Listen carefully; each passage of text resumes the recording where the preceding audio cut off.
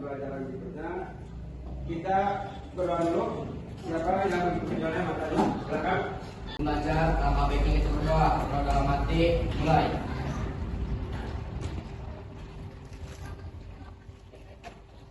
Doa selesai. Semuanya Bapak absen dulu ya. Siapa yang tidak hadir hari ini? Lipa menolak sakit. Lipa, siapa lagi mau?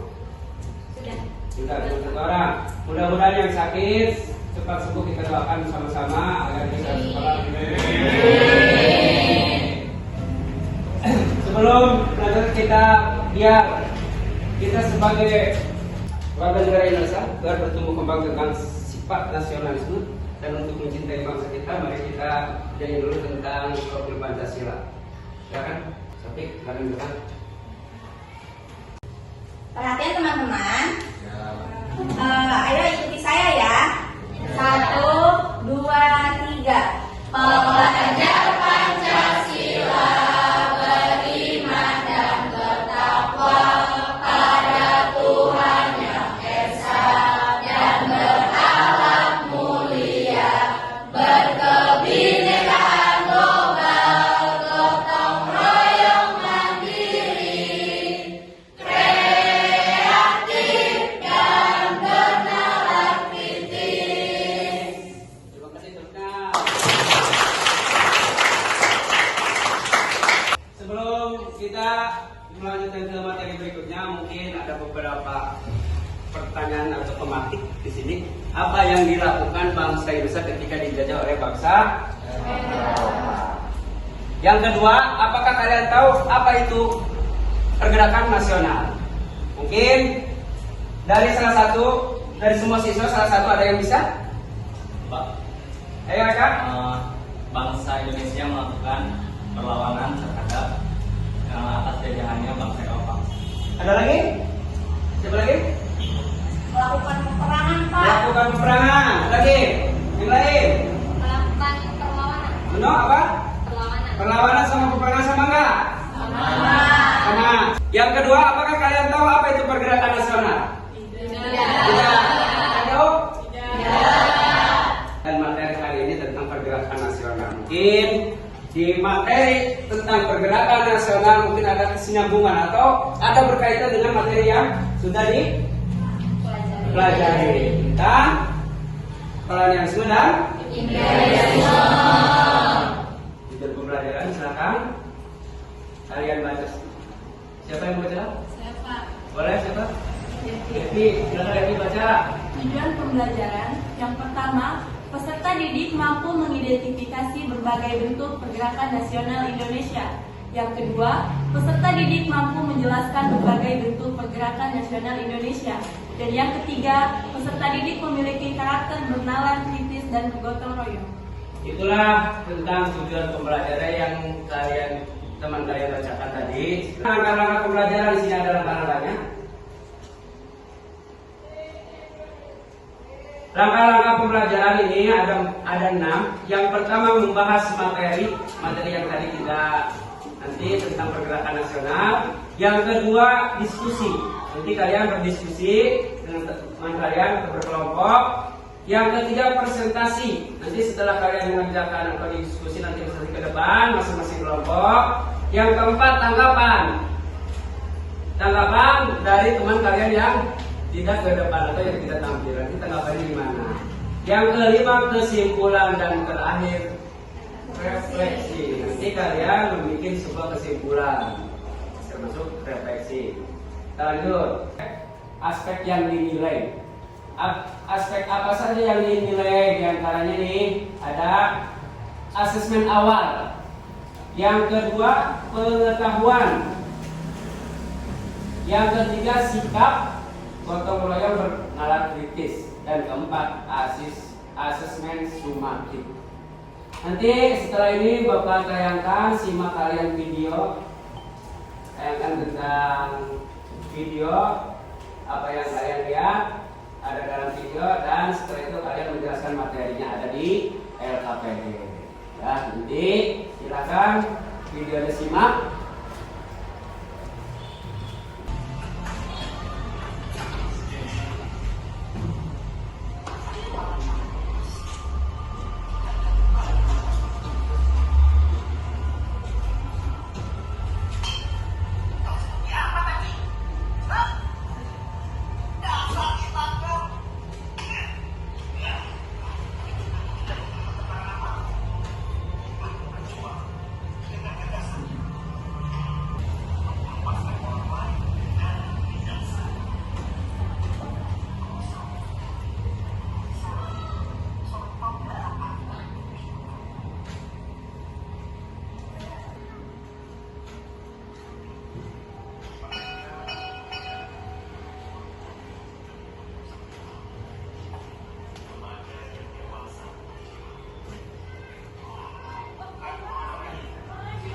Apa yang kalian didapat dari video tadi? Oleh Silvi. Silakan. Baik, saya akan menyimpulkan isi dari video tersebut, yaitu tentang sejarah atau perjuangan mendirikannya organisasi Budi Utomo yang pertama kali dipelopori oleh R. Sutomo dan pelajar Scopia lainnya. Latar belakang munculnya organisasi ini adalah karena keprihatinan akan kondisi bangsa yang semakin memburuk, terutama di bidang pendidikan, dan karena rasa senasib sepenanggungan. Oleh karena itu, Sutomo dan pelajar Scopia lainnya mendirikan organisasi yang dinamakan Budi Utomo untuk meningkatkan kualitas bangsa Indonesia. Sekian, terima kasih. Terima kasih.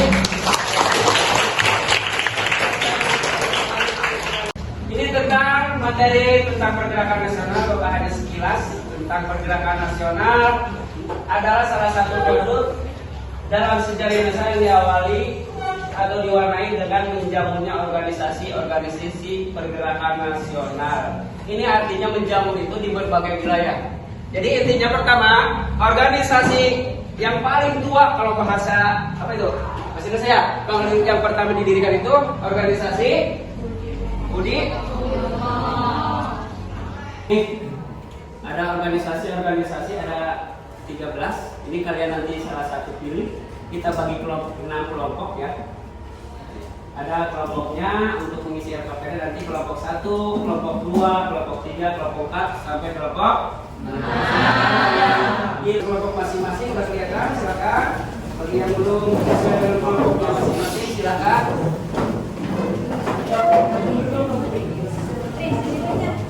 Dikerjakan.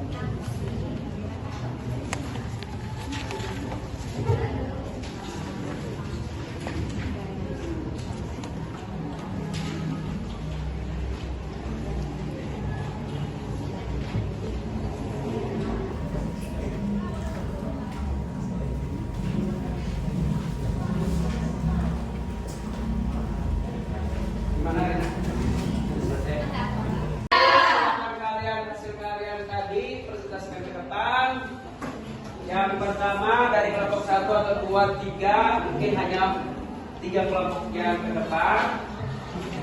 Yang ini kelompok berapa? Kelompok 5. Itu kelompok berapa? 1. Coba kelompok 1 silakan ke depan. Baik, assalamualaikum warahmatullahi wabarakatuh. Waalaikumsalam warahmatullahi wabarakatuh. Izin memperkenalkan diri, nama saya Eka Iman Saputra. Saya perwakilan dari kelompok 1 akan mempresentasikan hasil dari kelompok kita. Pertanyaan pertama yaitu apa yang melatar belakangi dibentuknya organisasi Gerakan Pemuda? Latar belakang dibentuknya organisasi Gerakan Pemuda. Tujuannya yaitu dibentuknya Gerakan Pemuda adalah untuk memperjuangkan kemerdekaan Indonesia atau menjadikan Indonesia menjadi negara yang merdeka, bebas dari penjajahan. Ketiga, siapakah tokoh pembentuk Gerakan Pemuda? Tokoh-tokoh yang tergabung dalam pelopor organisasi pemuda. Yang pertama, Sunardi, R.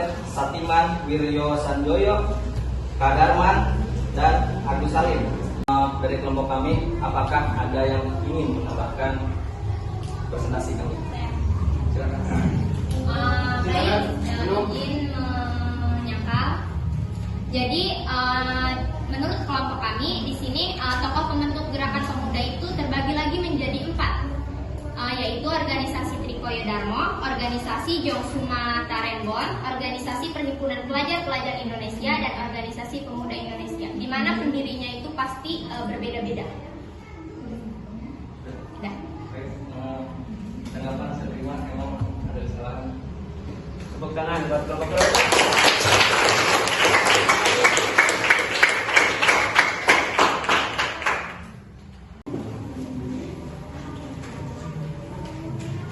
Baik, Assalamualaikum warahmatullahi wabarakatuh. Waalaikumsalam.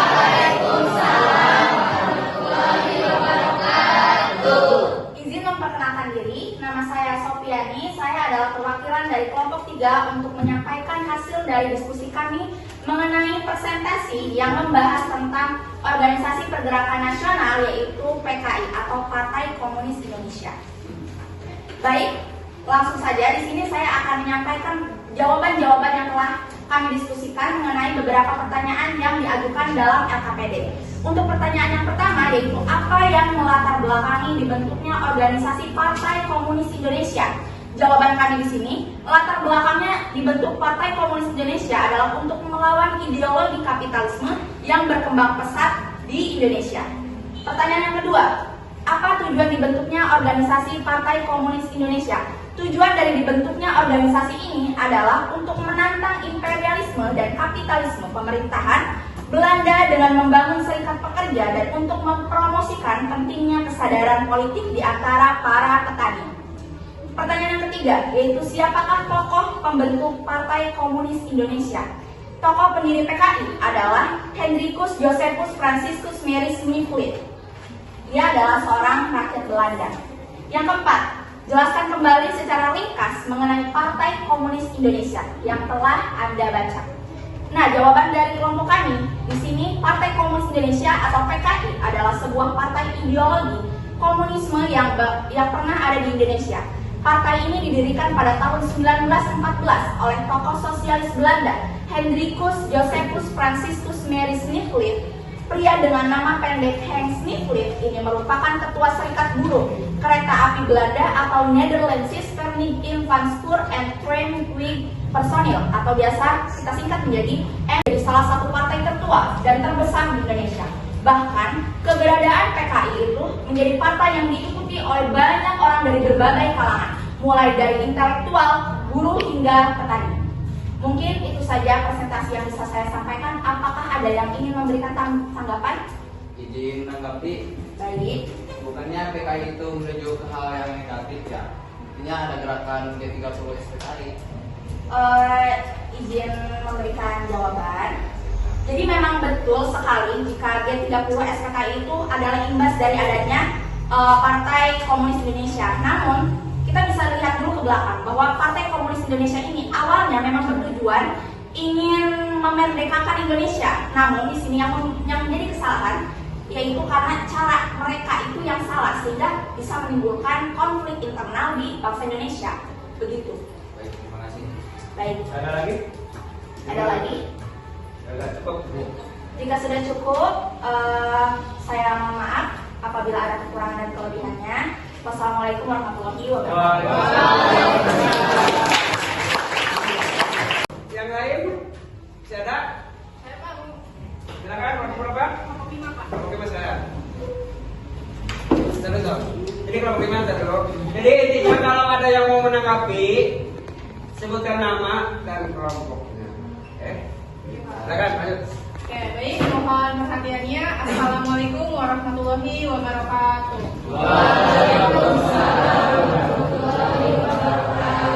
Perkenalkan, nama saya Silvira Kristiani, perwakilan dari kelompok 5 yang beranggotakan Lana, Danu, Anggi, Raka, dan Ferdi. Saya di sini akan mempresentasikan hasil diskusi kami yaitu tentang organisasi Taman Siswa. Di sini ada beberapa pertanyaan. Yang pertama, apa yang melatar belakangi dibentuknya organisasi Taman Siswa? Jadi, latar belakang berdirinya organisasi Taman Siswa disebabkan karena pendidikan di Indonesia pada masa penjajahan Belanda hanya dapat dinikmati bagi golongan kelas atas, seperti kalangan para raja, konglomerat, dan bangsawan. Sehingga rakyat golongan menengah ke bawah bawah tidak dapat menikmati pendidikan yang selayaknya didapat. Pertanyaan yang kedua adalah, apa tujuan dibentuknya organisasi taman siswa? Tujuan berdirinya organisasi taman siswa yaitu untuk mewujudkan manusia yang merdeka, baik lahiriah maupun batiniah. Pertanyaan yang ketiga, siapakah tokoh pembentuk taman siswa? Tokoh pembentuk organisasi taman siswa adalah Raden Maswadi Suryaningrat. Pertanyaan yang keempat, jelaskan kembali secara ringkas mengenai taman siswa yang telah Anda baca. Jadi, secara ringkas, organisasi taman siswa merupakan satu dari sekian banyaknya organisasi yang pernah berdiri pada masa pergerakan nasional di Indonesia. Berdirinya organisasi taman siswa disebabkan karena pendidikan di Indonesia pada masa penjajahan Belanda hanya dapat dinikmati bagi golongan kelas atas, seperti anak kalangan para raja, konglomerat, dan bangsawan, sehingga rakyat golongan menengah ke bawah tidak dapat menikmati pendidikan yang selayaknya didapat. Nah, itu dia hasil dari kerja kelompok kami. Apakah ada yang ingin memberikan tanggapan? Silakan. Oke, silakan. Siapa namanya? Perkenalkan saya Diotiana dari kelompok. Berdiri. Perkenalkan saya Diotiana dari kelompok. Nama? Diotiana dari kelompok. Menurut kami, Jawaban dari kelompok 5 ini sudah tepat dan juga bagus dan jelas. Terima kasih, bagus sekali.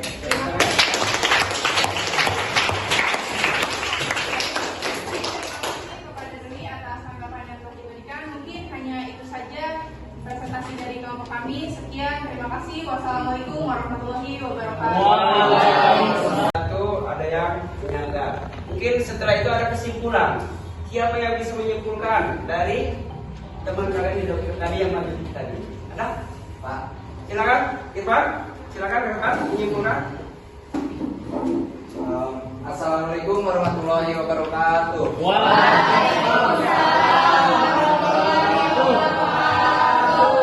Izin menyimpulkan tentang pembelajaran kita kali ini, yaitu kesimpulan pembelajaran kali ini kita dapat mengetahui apa yang dimaksud dengan pergerakan nasional.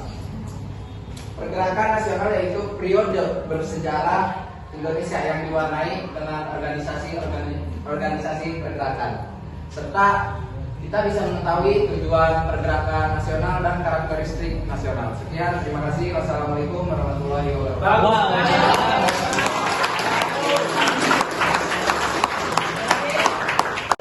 Kita langsung ke refleksi.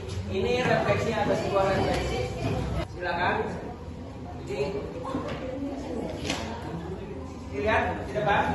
Berikut bentuk wajah kalian setelah kalian mempelajari tentang organisasi pergerakan nasional. Mungkin ada yang imut, ada yang ketawa, ada yang cinta terhadap tenang. Silakan di buku kalian masing-masing. Bakal apa ya? Nah, itu apa itu B?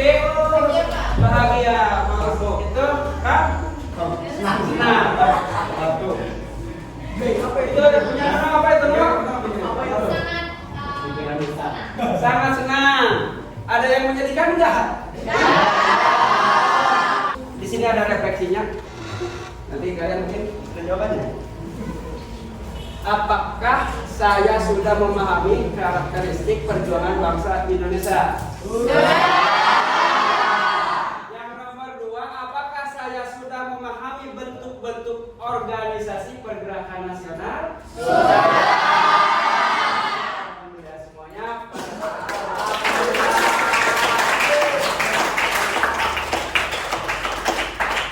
Cukup mungkin untuk pembelajaran hari ini. Nanti minggu depan materi berikutnya tentang klasifikasi periode pergerakan nasional dan minggu depan tes sumatif. Silakan. Pulang, mari kita berdoa. Doa dalam hati, mulai. Berdoa, selesai. Beri salam.